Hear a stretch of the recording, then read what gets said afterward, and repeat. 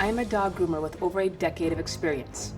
I've seen a lot in my years working with dogs, but one recurring pattern is this. Can you cut them back as short as you can?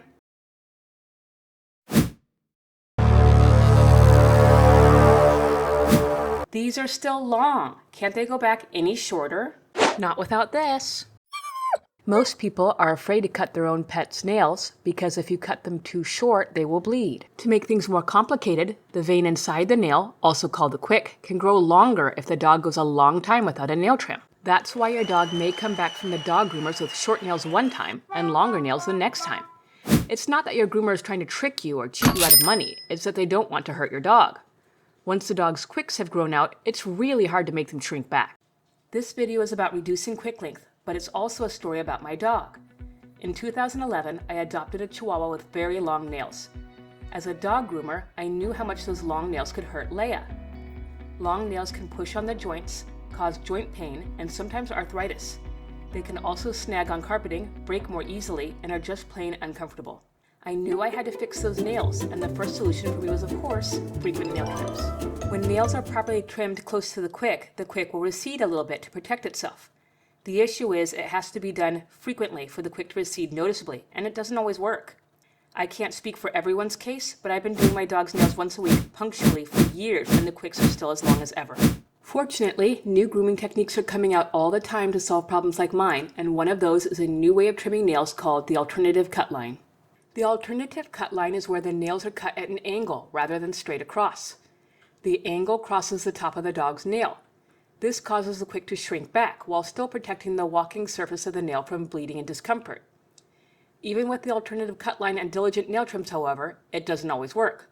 We added the alternative cut line into our grooming process about a year ago, and still no change. Still, the alternative cut line is very effective for some dogs and is a good next step if frequent nail trims aren't working. If you think this might work for your pet, we've got a printable you can take to your dog groomer on our website showing how to cut dog nails using the alternative cut line. One method that does work, and right away, is surgery.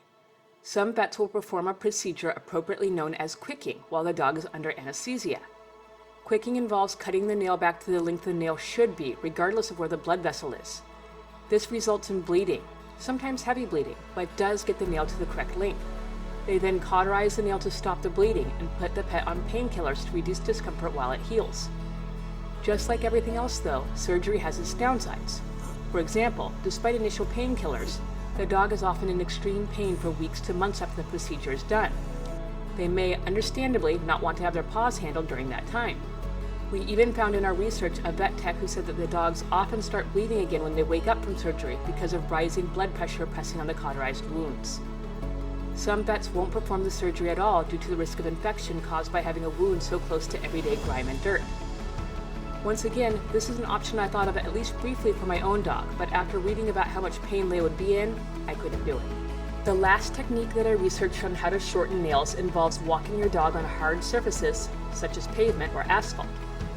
This naturally files their nails down, and since it happens slowly enough for the quick to respond, there's no pain.